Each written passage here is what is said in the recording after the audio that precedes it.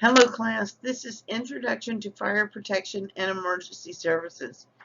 This chapter discusses the value of complete fire service education, the different paths to becoming a firefighter, the college and training programs available, the selection process, and the importance of setting goals when pursuing a career in firefighting. The objectives we're going to cover in this class are as follows. We will explain the difference between training and education, describe the kinds of college fire service programs that are available, discuss the value of a background in public administration and other specialized studies. We will also discuss how to assess your career potential, discuss the role of human resources and work ethics in the fire service, and identify pre-service training programs. Further, we will identify different types of personnel development programs, and list and describe the steps in the selection process, and describe how to set and meet career goals. Many students confuse training and education. A complete fire service-oriented curriculum will cover both education and training. Education aids in the development of critical thinking skills and the ability to communicate clearly and concisely, both verbally and in writing. It is important to distinguish the differences between certification versus a college degree. A level of certification is based primarily on training. In order to be certified to perform at a certain level or a certain function, a person must have successfully completed a course of training. In some colleges, the fire science curricula allow the student to earn a certificate without completing all of the requirements of a degree in the program. The completion of an associate's degree in fire science requires more general education units than a certificate does, and each school differs in its requirements. Prior to the year 2000, no national recognized fire science curriculum existed for students. Colleges provided fire science degrees developed by courses that they thought based on local guidelines. At a 2000 National Fire Academy, or NFA, conference, leaders and state directors of fire service training worked to establish recommendation for fire service related training curricula. They created the Fire and Emergency Services Higher Education, or FESHA, model curriculum for the associate's degree program. In 2001, the National Fire Science Programs Committee, NFSPC, was formed to develop a model curriculum including standard titles, descriptions, outcomes, and outlines. The model allows for problem-free student transfers between schools. They developed a plan called Fire and Emergency Services Higher. The National Professional Development Model illustrates the relationship between education and training in a professional development matrix, and this is figure 1-1, which is in your book. Get on. The core 6 course curriculum for an associate's degree in fire science is building construction for fire protection, fire behavior and combustion, and fire prevention. Also, fire protection systems and principles of emergency services, safety and survival. Non-core courses such as principles of fire and emergency services, administration, or fire investigations 1 and 2 may also be offered. In 2000, the NFPA also released its FESHA 13 course, upper level degrees, at accredited baccalaureate degree programs. This allows students to take college courses online to earn a bachelor's degree with a concentration in fire administration or fire prevention technology. It's offered through a network of four-year colleges and universities. Several four-year colleges in the United States offer on-site bachelor's degree programs in fire-related fields, including fire protection administration, fire protection and safety technology, fire protection engineering. Through the Emergency Management Institute, or EMI, the Federal Emergency Management Association, or FEMA, has a list of schools that offer higher education programs from the associate to the doctoral level in emergency management and homeland security. Firefighter training and education are becoming increasingly available through programs such as the DDP, available from numerous community colleges and schools of higher learning throughout the country. Take the form of associates through master's degree. Online programs have several advantages. The student does not need to live close to the school to complete the courses. These programs offer flexibility for fire personnel who have a set duty schedule and may not be off duty on the days that the course is being taught in traditional classroom setting. Pursuing a higher education in fire service related courses can make you a more effective member of the fire service community and help you achieve promotions after you gain employment. In some departments, the completion of certain courses is a condition for completion of a probationary period. Another popular course of study for fire professionals is public administration. Most fire departments operate as public agencies governed by local or state government. This makes a public administration educational background vital to the fire executive. There are other courses of specialized study that are beneficial to the fire professional in the fields of emergency management, risk management, industrial hygiene, law, emergency medicine, and chemistry. These fields are directly applicable to the fire service.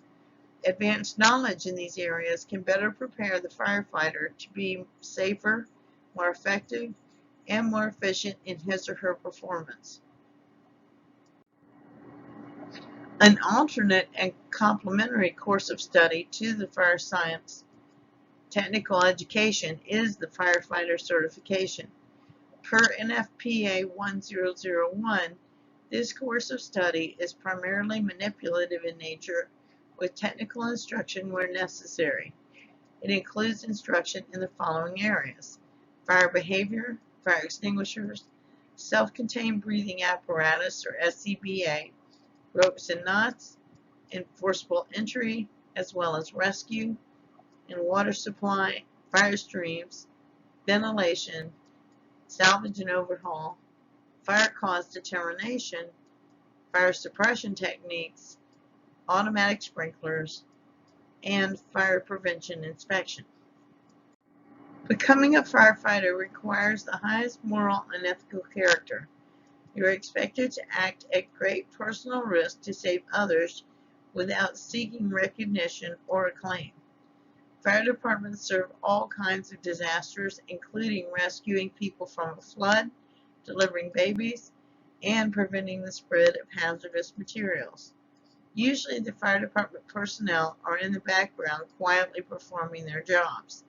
The public does not often think much about the fire department until they need it, and they expect a high level of professionalism. Some people want to become firefighters because they see it as their chance to become a hero, but those who seek this career for that reason are grossly misguided. Firefighting entails a certain amount of danger and excitement. Approximately 100 firefighters a year sacrifice their lives in the line of duty. Firefighting is dangerous, but it is not a profession for those who disregard their own safety or the safety of others. Firefighting requires long hours of drill and study to master the numerous tasks you are expected to perform, often in extremely stressful situations. It has been proven that people do what they are trained to do when things go badly and danger surrounds them. You must be willing to perform the preparation before you perform the job. Now let's talk about workplace stress. Firefighters suffer the same problems as the rest of society. The stress level of the job is high and can lead to divorce, alcoholism, and drug abuse. To many firefighters, co-workers are their extended family, as they spend long periods of time together and see each other under the worst of conditions. Firefighters are required to show compassion and become skilled in dealing with people at the worst times in their lives. Firefighters must be able to deal with the injury and death of people of all ages, from infants to elders, under horrible conditions. They may also witness instances of child abuse, elder abuse, and other tragedies. The modern fire service has started to address the problem of stress in the workplace.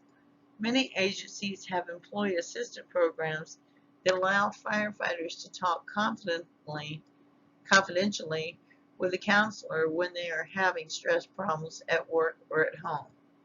There are also provisions for alcohol and drug abuse treatment programs. Critical Incident Stress Debriefings, or CISD, have been introduced to help firefighters cope with particularly difficult or emotional incidents. Experiencing many emotional and difficult incidents can take a toll over time, and problems at home or at work may begin to manifest as a result. Firefighters must be team members. When the team performs extraordinarily well, the praise should be shared equally. No one can perform the job alone. Whether at emergencies or on routine work assignments, the whole team needs to pitch in and help until the work is done, such as you see below in Figure 1-2. Nobody gets thrilled from mopping a floor. However, it needs to be done, and at some point, everybody has to do it. Now let's talk about physical health and fitness. A career-long commitment to physical fitness is part of being a firefighter, such as you see in Figure 1-3. In 2011, more than half of firefighter deaths were attributed to sudden cardiac arrest. Your fellow firefighters expect you to be able to carry your share of the load in a physically demanding profession. Letting yourself getting out of shape endangers you, your co-workers, and the public at large. Now let's talk about the changing demands of the fire service. The role of the fire service has changed to meet the demands of the new fire service, and it will continue to do so. It used to be that the firefighter's main job was to control and extinguish hostile fires. Over the years, the fire service has taken on many new responsibilities and is now expected to provide emergency medical service, fire prevention, hazardous materials response, search and rescue, homeland security, and other emergency services. As a member of the fire service, you may be asked to participate in community programs during your time off for the benefit of the department. These programs promote the image of the fire service and fire service as a whole. The trust and support of the public is one of the most important things a fire department must have.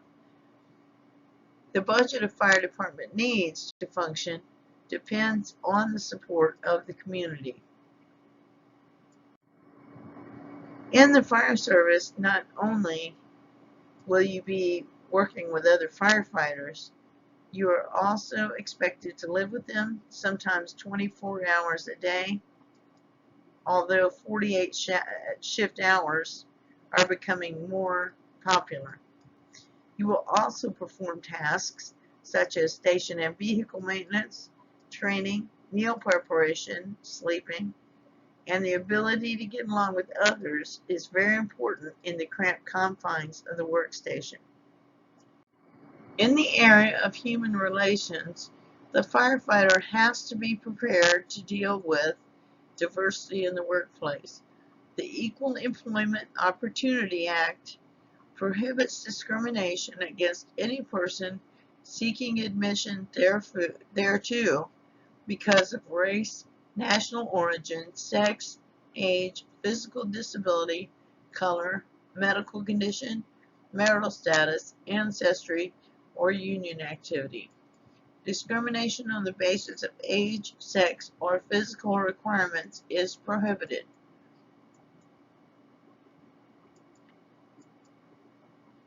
The only exception to that is where these constitute a bona fide occupational requirement.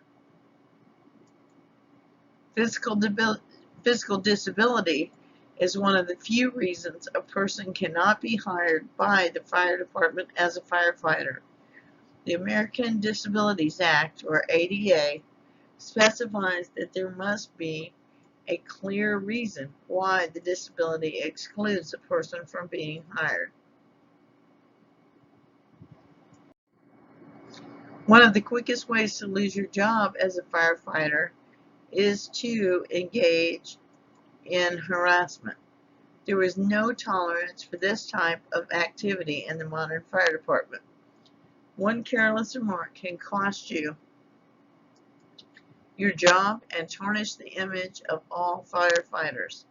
As a firefighter, you will respond to assignments requiring you to serve people of all backgrounds and social status. All your customers deserve to be treated with dignity and respect and provided the full benefit of your best efforts. Many attributes make a firefighter a valued member of the fire department community, including loyalty, dedication to duty, and accepting hardships without complaint, staying on top of training and skill, proficiency, and the ability to follow orders, no freelancing. The ability and willingness to learn the field of fire suppression is dynamic and always changing. The willingness to accept personal responsibility for your actions is very important, and a positive safety attitude is also extremely important. Pre-service training programs in manipulative skills are available through the following: Explorers, volunteer firefighting programs, reserve and cadet programs, the National Junior Firefighter Program from the National Volunteer Fire Council, colleges, training associations, and the goal of these programs is to teach the actual skills necessary for a firefighter to perform on the fire ground. These programs start with an academy that teaches various skills, such as handling ladders, using fire extinguishers, and using salvage equipment. Sometimes having medical training, such as an emergency medical technician or EMT, or paramedic training, can be beneficial when seeking employment. Whether this is beneficial varies by department and the level of medical service it provides. Some programs are sponsored by individual fire departments, associations, or professional groups with college credit issued. However, you are generally required to attend on your own time at your own expense. In-service training programs have been developed to train active firefighters. These programs start with the balcony and move to the station, battalion, department, area, state, and national levels. The courses run the gamut of subject matter from hose lays to specialty courses in hazardous materials. They often require department-sponsored attendance due to the workers' compensation coverage. The first level of training for newly hired firefighters is the academy.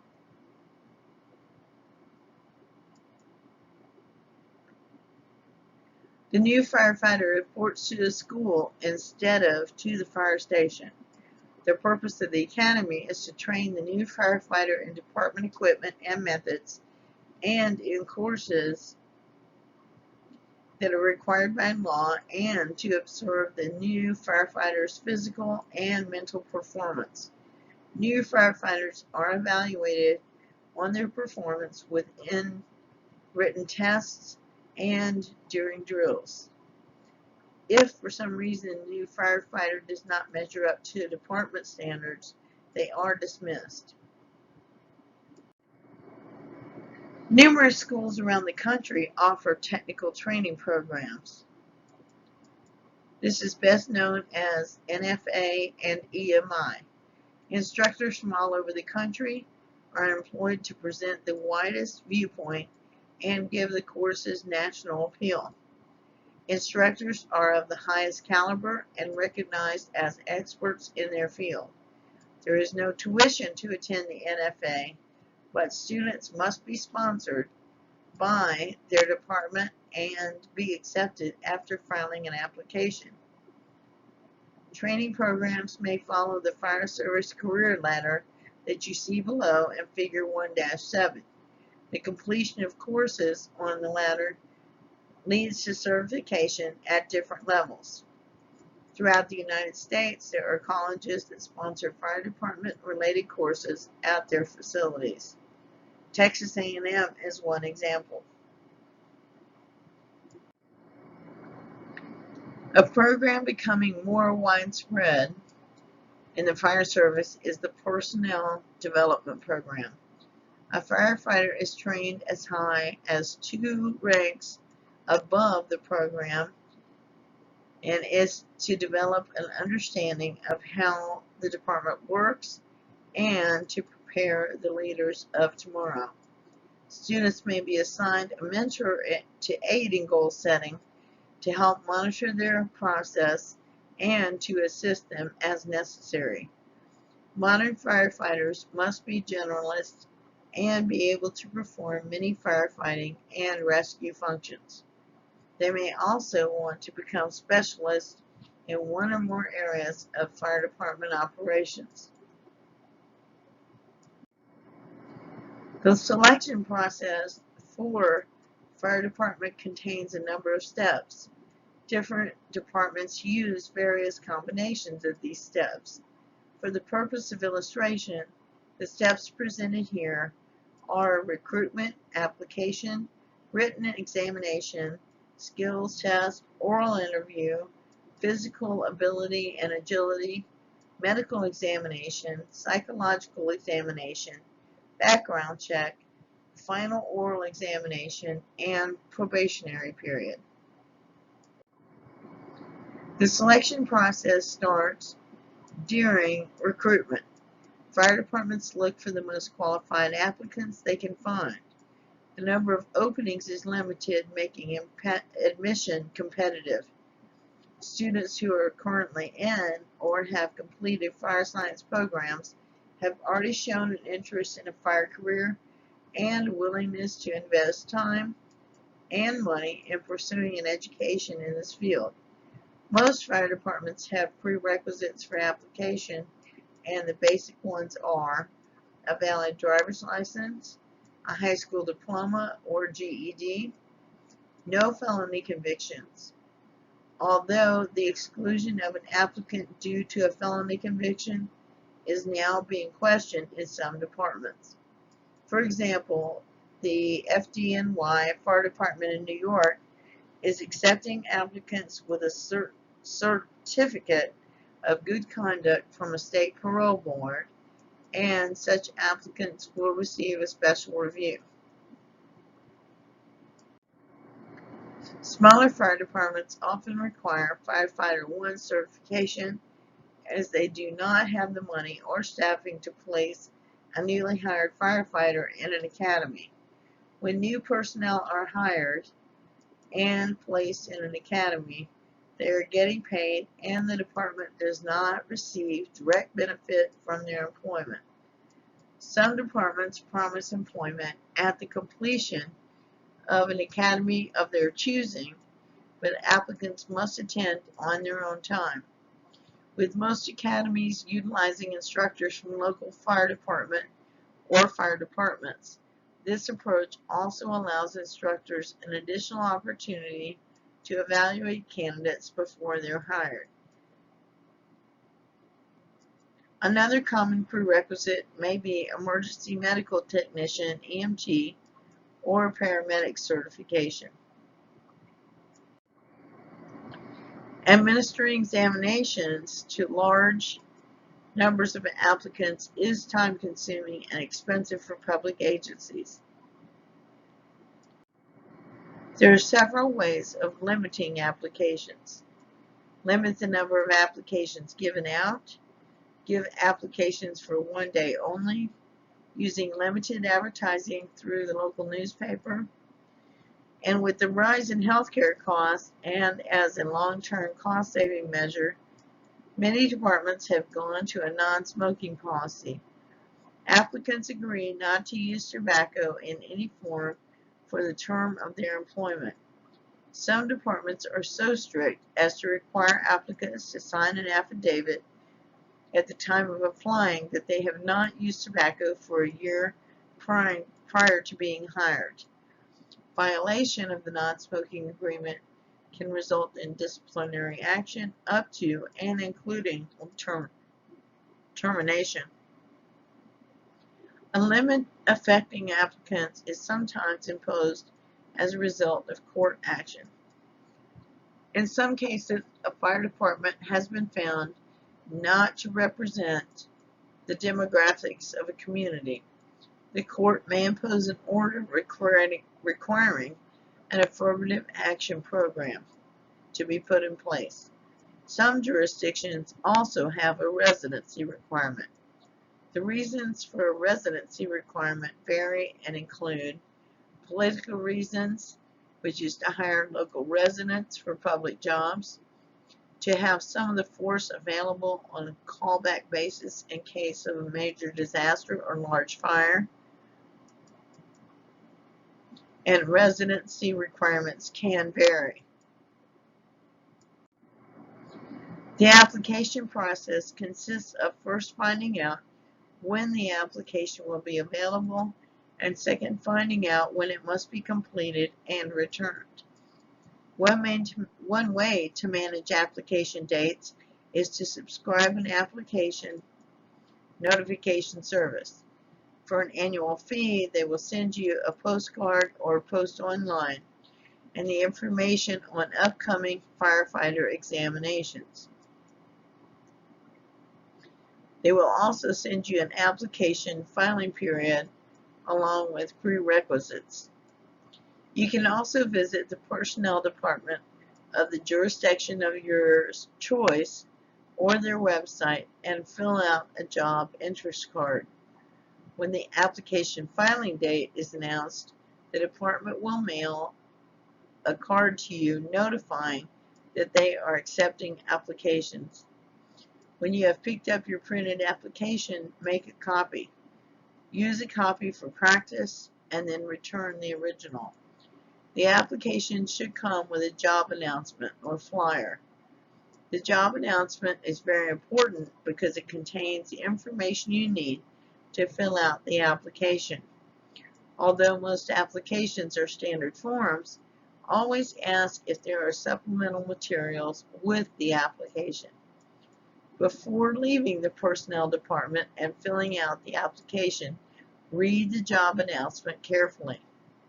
Make sure you have the right job announcement for the position you're applying for.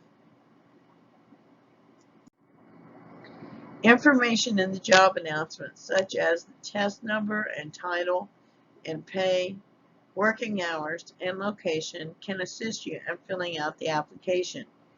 When filling out the portion of the application that asks for job history and duties, use the job flyer as a guide. If you have an expanded job history or description that will not fit on the application, attached sheets are allowed. And I'm going to tell you this for free. Do not ever, in your job description or history or job duties, put in "see attached resume." That instantly leaves a sour taste in the committee's mouth, and it demonstrates A, a lack of following directions, and B, it can also imply that the person filling out the application is lazy. Plan to bring a resume to your oral exam and attach a copy of your application as well. If the jurisdiction award veterans points, you must submit acceptable proof of military service along with the application. A job application should be typed. At a very minimum, it should be printed neatly in ink, but just type it, because handwriting can often be misinterpreted. Some departments require applications to be filled online. Your application may be the first impression you make on the oral panel, so follow directions carefully. Members of the panel usually have your application before them as they conduct the interview. Spelling and grammar are important in your answers. The written examination is designed to test the candidate's ability to learn firefighting procedures and techniques. It evaluates mechanical aptitude, general intelligence, mathematical ability, behavioral reactions to given situations or events, mental alertness, ability, adaptability to the work of firefighting, and the ability to understand orders and written material, which is reading comprehension. Questions are multiple choice and computer scored. Written examinations are weighted differently by different departments, such as it's worth 40 to 50% of your overall score or pass. Resources such as firefighter exam preparation texts and videos are available at the local library and online. The skills test portion of the exam is not used by all departments, but when it is used, the top performers from the written examination are invited to participate. The skills test stimulates real-life occurrences likely to be encountered on the job. The applicant's mental ability to deal with these situations is graded. The next step in the application process is an interview with the oral interview panel. There is usually a representative from the personnel department in attendance, and the interview is recorded, video, or audio, or both. The oral panels commonly consist of 3 interviewers, usually a fire officer's rank, and the oral exam is designed to evaluate education and work experience and to measure personal attributes required of firefighting personnel. It may also evaluate characteristics such as the ability to act under stress, ability to accept authority, ability to get along with fellow firefighters, ability to deal with the public, motivation to be a firefighter. The interview may also include Situational judgment questions. It is important to be punctual and presentable. Project an image of self-confidence. Be courteous to interviewers. Speak clearly and loudly. Make direct eye contact. Think through your answers. Avoid distracting mannerisms. You can prepare for the oral examination by first assessing your delivery. Write down likely questions and then answer them while looking to a mirror. You may also want to record your answers to hear how you sound. The oral exam is the final step in completing for placement on the fire department list of certified eligible candidates. Your score is determined by averaging the scores given to you by the individual panel members. A minimum of 70% is required to pass the oral exam. In situations where the written and examinations are both weighed, the average of your two scores will determine your ranking on the list of eligible candidates. Being eligible for veterans points can raise your score. Another method of raising candidates is called banding. Candidates with scores between specified percentages are placed in groups. When positions become available, the candidates in the first band are offered the job. Now let's talk about physical agility and ability. Physical ability and agility tests are administered to judge the candidate's overall physical conditioning and ability to perform firefighting relating tasks. The test is expensive and time-consuming to administer. Usually only a select number of the top performing candidates are asked to participate. The test consists primarily of climbing, hoisting, carrying, lifting, and dragging, with an emphasis on overall body strength and endurance. Preparation is important. It is a good idea to contact someone already in the fire department and have them help you practice the basic types of activities. Some agencies and colleges offer preparatory physical fitness courses for this type of test. Technique is involved in many of the test activities.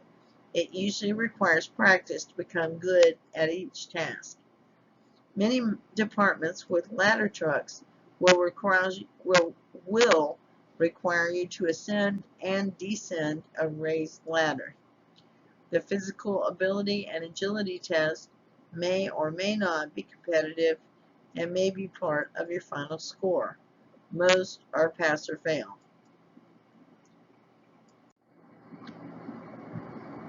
Now let's talk about the candidate physical ability test.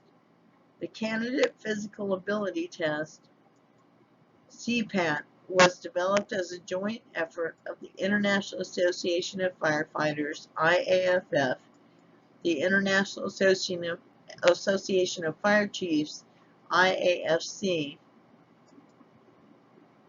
10 professional fire departments, and their union locals across the United States and Canada.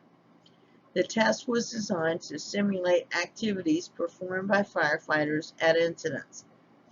It consists of 8 separate sequential events that require the candidate to progress along a predetermined path from event to event in continuous manner. Through all events, the candidate must wear long pants, a hard hat with chin strap, work gloves, and footwear with no open heel or toe. The candidate will also wear a 50-pound vest to simulate the weight of a self-contained breathing apparatus and firefighter protective clothing. An additional 25 pounds using two 12.5-pound weights that simulate a high-rise pack, hose bundles, is added for the stair climb event. All prompts are designed to obtain the necessary information regarding the candidate's physical ability. The props are placed in sequence that best simulates their use in a fire scene while requiring an 80-foot walk between events. The CPAT includes 8 sequential events as follows: stair climb, hose drag, equipment carry, ladder raise and extension, forcible entry, search, rescue, and ceiling breach and pull.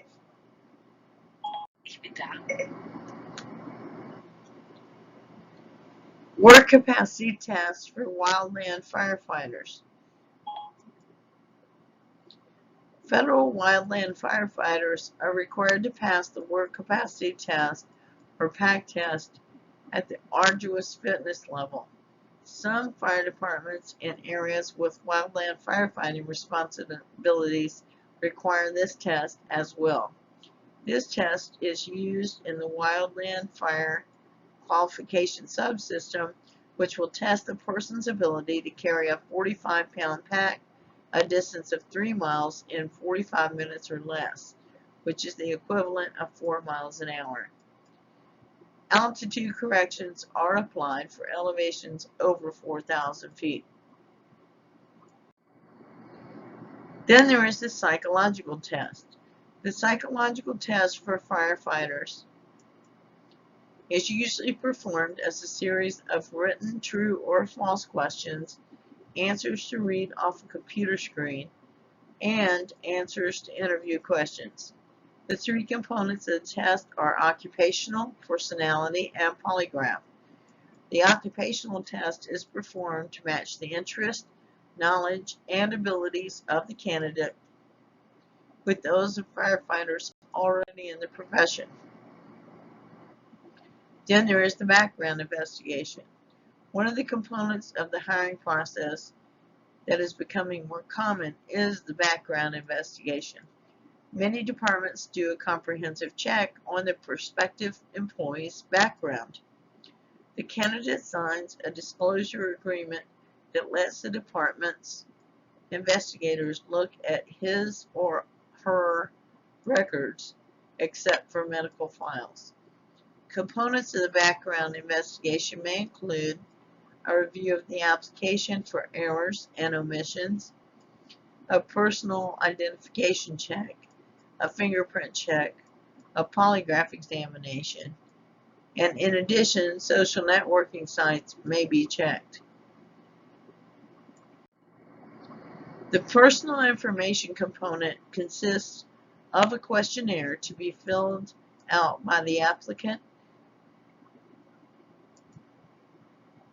and this may include information such as all residences for the past 10 years, names and addresses of relatives and references, educational experience, financial information, drug use, etc. All relatives, employees, roommates, current and former spouses, and references may be sent a personal confidential inquiry about you. Once the packet and references are reviewed by the employer, a polygraph examination must be administered to verify that all information presented is correct. It is considered best practice not to misrepresent any information. The discovery that you lied about something or left something out on the application can be grounds for failure of the background portion of the examination. Now let's talk about the final interview. The last interview is with the fire chief themselves or designated representative or representatives. It is conducted in a manner similar to the oral examination interview. The primary purpose is to discuss the various phases of the fire service career. The interview takes place when your name appears within the top positions on the eligible list. The interviewer or interviewers on this panel can change your ranking among the people they are interviewing, so stay alert and pay attention.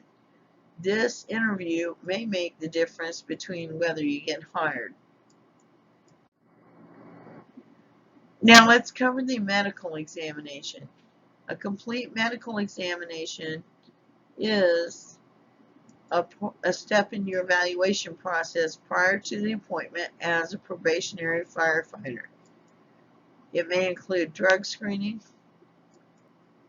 It is given by a physician appointed by the department at the department's expense, and each applicant must be in good general physical condition and free of disease or defects that would interfere with the satisfactory performance of the duties of the position. Applicants who fail this examination have their names removed from the eligible list. The probationary period is the last step in the selection process. The academy program can be considered a part of this period. At the end of the program, the probationary firefighter may have to take a final examination covering all the skills and technical material presented. The firefighter then goes to an assignment at a fire station. The period may last 12 to 18 months because a firefighter working a 24-hour schedule only works an average of 10 days a month.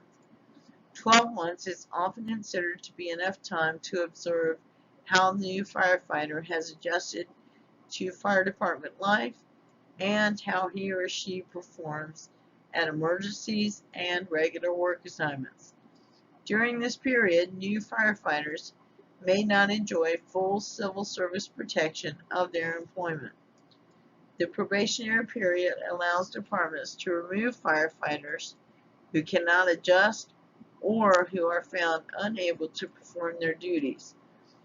Removals from service are not done without cause, as a significant amount of money and time has been invested in the firefighter by this point.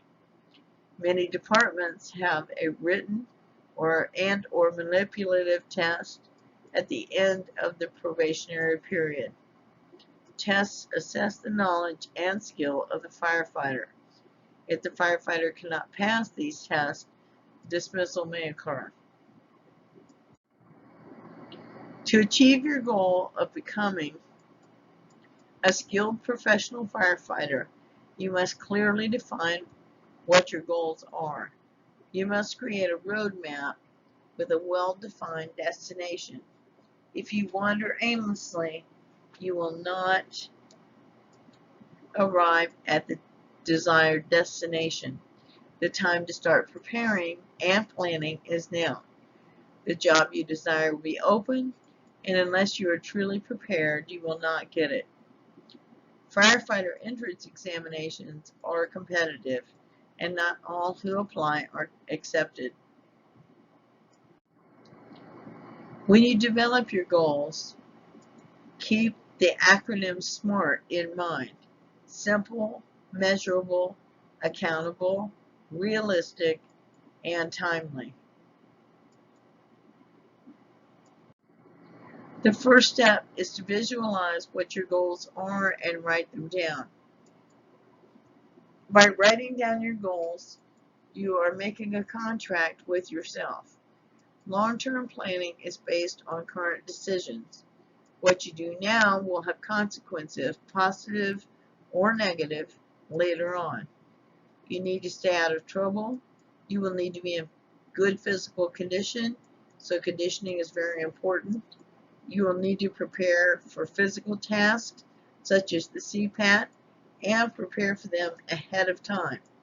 In addition to preparing, you will need to take action to achieve your goals. Setting a timeline on certain goals may help. Look at the job requirements, and once you meet the minimum, fill out the application and take the entrance exam. You should continue to prepare as you take exams. You may not do well in the exam the first time, but don't give up. Testing can be practiced just like other skills. You do not need to do everything by yourself. Do not be afraid to ask for help and ask instructors for assistance. If something comes up that prevents you from achieving a goal, do not give up. This just means you can make a course correction, and move on. Focus on the positive. Adapting and overcoming obstacles is how successful people react to setbacks and obstacles. Create or celebrate success and take time to reflect when you have succeeded in achieving a personal goal. In summary, goals are accomplished in 3 steps. First, visualize the goals. Second, clearly define goals and write them down. And third, take the actions required to achieve your goals. Now let's go over some summary. Training is the pursuit of a specific skill and education and includes the memorization of specific pieces of information and developing an understanding of concepts or philosophies. Fire science education options include certificate programs, associate degrees, bachelor's degrees, and master's degrees. Advantages of online programs are that the student does not need to live close to the school to complete the course, and that there is some leeway in scheduling, allowing firefighters with set duty schedules to complete assignments when it is convenient for them. Most fire departments operate as public agencies governed by local or state government, and this makes a public administration educational background vital to the fire executive. When you pin on a firefighter's badge, you represent hundreds of years of tradition of selfless service and sacrifice. Your actions affect the reputation of the fire service as a whole.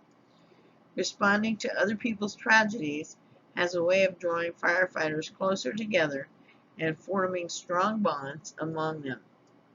Firefighters must be team efforts and team members. They must be willing to give up personal desires to benefit the team. Letting yourself get out of shape endangers not only you, but also your every right to expect you to stay fit. The main job of the firefighter used to be to control and extinguish hostile fires, but the fire service has since taken responsibility for providing emergency medical service, fire prevention, and hazardous materials.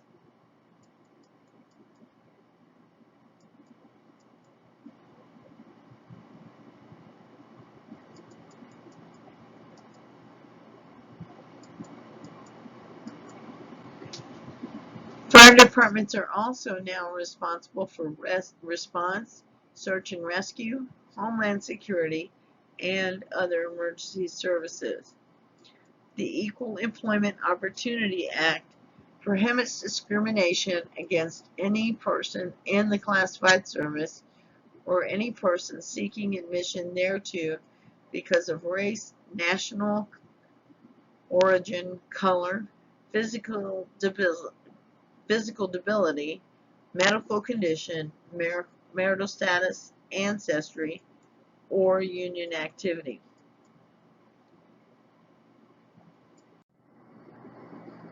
Sometimes having medical training such as emergency medical technician EMT or paramedic training can be a benefit when seeking employment.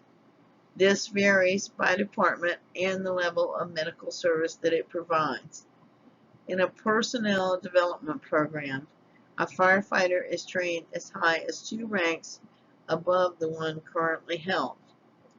The steps in the selection process may include the following, but will vary by department: recruitment, application, written examination, skills test, oral interview, physical agility and ability, medical examination, psychological examination, background check, final oral examination, and probationary period.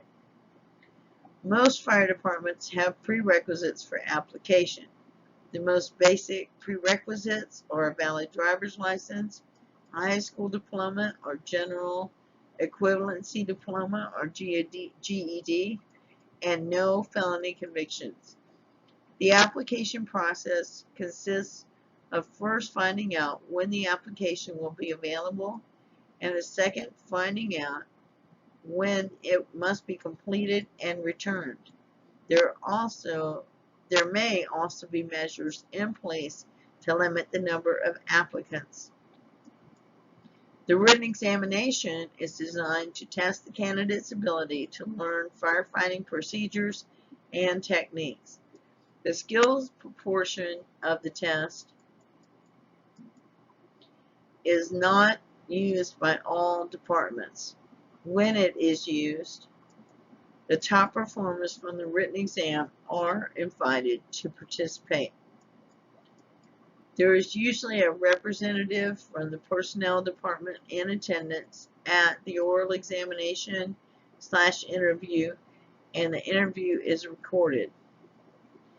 Physical ability and agility tests are administered to judge the candidate's overall physical conditioning and ability to perform firefighting tasks. Federal wildland firefighters are required to pass the work capacity test or PAC test at the arduous fitness level. Some fire departments in areas with wildland firefighting responsibilities require this test as well.